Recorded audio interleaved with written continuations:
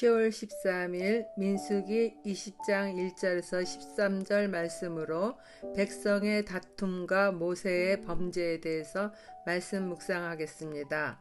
첫 번째 단락, 이스라엘 백성의 끊이지 않는 불평 불만에 대해서 보겠습니다. 첫째 달에 이스라엘 자손 곧 온 회중이 신강야에 이르러 백성이 가데스에 머물더니 미리암이 거기서 죽음에 거기에 장사되니라. 회중이 물이 없으므로 모세와 아론에게로 모여드니라. 백성이 모세와 다투어 말하여 이르되 우리 형제들이 여호와 앞에서 죽을 때에 우리도 죽었더라면 좋을 뻔하였도다. 너희가 어찌하여 여호와의 회중을 이 강야로 인도하여 우리와 우리 짐승이 다 여기서 죽게 하느냐. 너희가 어찌하여 우리를 애굽에서 나오게 하여 이 나쁜 곳으로 인도하였느냐.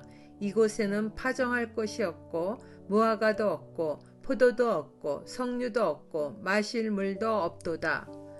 제사장과 레인의 직무 및 그들의 생계를 위하여 공급되어지는 헌물에 대한 말씀에 이어 어제는 암송아지를 태운 잿물로 백성의 속죄제를 담당할 것에 대하여 말씀을 보았습니다. 오늘 20장 말씀은 이스라엘 백성이 가데스 땅에 머물게 되었는데 그곳에서 미리암이 죽어 장사되었다라는 말씀으로 급전함됩니다. 1절 말씀에 미리암이 죽은 첫째 달 시기에 대한 추정은 28절 아론의 죽음을 보아 이스라엘이 38년의 강야 생활을 마치고 가나안에 들어가기 직전인 출애굽 40년 되는 해로 추정합니다. 민수기 20장 28절입니다. 모세가 아론의 옷을 벗겨 그의 아들 엘레아살에게 입히매 아론이 그 산 꼭대기에서 죽으니라. 이러한 미디안과 아론의 죽음은 이제 출애굽 여정의 지도자인 모세의 죽음도 예시하는 것으로 보입니다. 2절부터는 1절 말씀 미리암의 죽음과는 전혀 다른 내용이 전개됩니다. 그것은 가데스 바네아에 물이 없으므로 백성이 모세와 아론에게로 나와 자신의 형제들이 여호와 앞에서 죽을 때에 죽었더라면 좋을 뻔하였다며 불평과 원망을 쏟아내는 사건에 대한 것입니다. 3절에 형제들이 죽을 때라는 말은 고라 일당의 죽음을 말하는 것인지 광야에서 1세대가 죽어가던 상황을 말하는 것인지 정확히 알 수 없지만은 여전한 불평 불만이 끊임없다는 것을 보여줍니다. 물이 없어 불평한 사건은 이번뿐만 아니라 출애굽 직후 르비딤에서도 먹을 물이 없다고 불평한 적이 있었습니다. 이번 사건은 그 시편 106편 32절에 보면은 그들이 또 물에서 여호와를 노하시게 하였으므로 그들 때문에 재난이 모세에게 이르렀다는 이 말씀이 기록되어 있는 것을 보아서 두 사건이 전혀 다른 별개의 사건임을 알 수 있습니다. 그들은 종살이하던 애굽에서 하나님께 부르짖던 것은 다 잊어버리고 살기 좋은 애굽에서 자신들을 끌어내어 물도 없는 강야에서 하나님의 백성인 자기들을 죽게 만들었다면서 늘 같은 레파토리로 모세를 원망합니다. 적용 질문 드립니다. 나의 인생 여정이 무엇이 없다고 하나님과 다투며 지도자에게 원망을 쏟아내고 있습니까? 과거 이런 상황에서 하나님은 나를 어떻게 돌보셨습니까? 두 번째 단락입니다. 먼저 하나님 앞에 엎드려 기도하는 모세와 아론. 모세와 아론이 회중 앞을 떠나 회막문에 이르러 엎드리매 여호와의 영광이 그들에게 나타나며 여호와께서 모세에게 말씀하여 이르시되 지팡이를 가지고 내 형 아론과 함께 회중을 모으고 그들의 목전에서 너희는 반석에게 명령하여 물을 내라 하라. 내가 그 반석이 물을 내게 하여 회중과 그들의 짐승에게 마시게 할지니라. 모세가 그 명령대로 여호와 앞에서 지팡이를 잡으니라. 모세와 아론은 백성들에게 맞대응하지 않습니다. 먼저 그냥 해박으로 가서 엎드려 여호와께 기도하니 여호와의 영광이 그들에게 나타납니다. 그리고는 모세에게 응답하시기를 지팡이를 가지고 아론과 함께 회중을 모으게 한 뒤 반석에게 명령하여 물을 내라 하십니다. 모세는 엎드려 기도할 때 내려놓은 지팡이를 여호와의 명령대로 잡습니다. 하나님은 반석이 마치 사람인 양 명령하라 하시잖아요.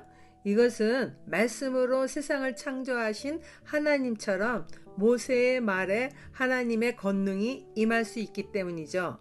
그러기에 하나님의 형상대로 만들어진 인간의 말은 매우 힘이 있습니다. 죽고 사는 것이 혀의 건세에 있다고 하지 않습니까? 이러한 말의 능력을 아는 모세는 하나님의 능력을 전혀 의심하지 않고 이내 하나님 말씀대로 지팡이를 잡고 일어선 것입니다. 적용 질문 드립니다. 나는 다툼이 일어날 때 내 힘으로 해결하려고 합니까? 아니면 주님 앞에 나아가 엎드립니까? 주님이 말씀하시면 의심치 않고 이내 순종하여 행하는 믿음이 있습니까? 무리와 물에 대해서 마지막 단락 보겠습니다. 모세와 아론이 회중을 그 반석 앞에 모으고 모세가 그들에게 이르되 반역한 너희여 들으라.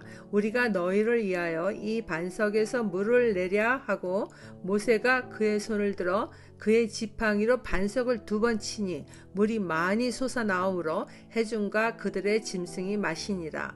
여호와께서 모세와 아론에게 이르시되 너희가 나를 믿지 아니하고 이스라엘 자손의 목전에서 내 거룩함을 나타내지 아니한 고로 너희는 이 회중을 내가 그들에게 준 땅으로 인도하여 드리지 못하리라 하시니라. 이스라엘 자손이 여호와와 다투었으므로 이를 무리라 하니라. 여호와께서 그들 중에서 그 거룩함을 나타내셨더라.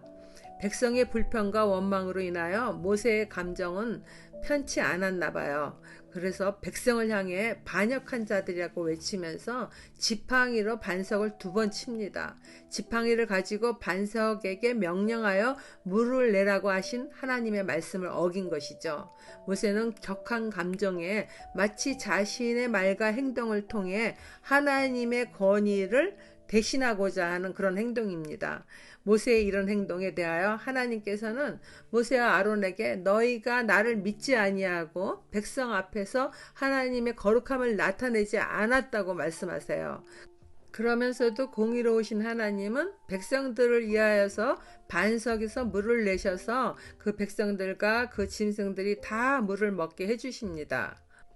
그리고 이러한 단 한 번의 실수이지만 모세와 아론은 가나안에 들어가지 못한다고 말씀하시는 거예요. 출애굽의 그 험한 여정 가운데서 숱한 고생한 거 외에도 끊임없이 백성들에게 원망의 소리를 듣던 모세 아닙니까? 하나님께서도 백성들의 원망하는 소리를 들으시고 그들을 멸하고 모세 한 사람을 통해 새로운 민족을 세우겠다고 하신 적도 있었습니다.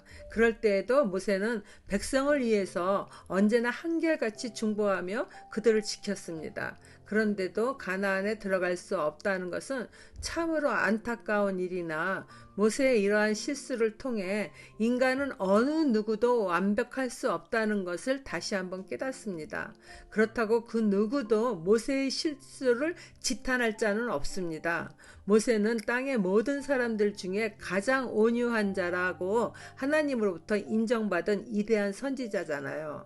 마지막 또 13절에서 이스라엘 자손이 여호와와 다투었다는 것은 이스라엘 백성이 여호와를 원망하였다는 뜻과 물 때문에 모세와 다툰 사건에 대해서 함축된 말입니다. 무리바라는 히브리어는 다투다라는 뜻인 리브에서 나온 말로 여호와를 원망한 이스라엘 백성이지만은 여호와께서는 반석에서 물을 내셨다라는 뜻으로 거역하고 하나님과 다투는 백성이지만은 하나님은 여전히 거룩하시다는 것을 백성들이 영원히 기억하기 위하여 그곳 이름을 무리바라 부릅니다. 적용 질문 드립니다. 겉으로는 순종의 모습처럼 보이지만 하나님을 믿지 않고 내 이름과 열심을 나타내려고 하는 나의 죄는 무엇입니까? 모세가 한 번의 실수로 가나안에 들어가지 못하였듯이 나의 혈기와 말 실수로 어떤 벌을 받았습니까? 기도하겠습니다. 거룩하신 하나님 아버지, 하나님의 명령의 말씀에 온전히 순종하지 못하여 하나님의 거룩함을 훼손한 모세보다 더 많은 불순종의 죄를 지은 것에 대하여 회개합니다. 그러함에도 원망하며 다투는 이스라엘 백성을 위해 반석에서 물을 내어 주셨듯이 지금까지 저의 삶을 지켜주시고 인도하여 주심을 감사드립니다. 언제나 하나님 앞에 엎드려 기도하는 모세처럼 감당치 못할 일이 일어날 때 내 뜻대로 행하지 않고 속히 하나님께 엎드려 먼저 아뢰는 자 되기를 예수님 이름으로 기도드립니다. 아멘.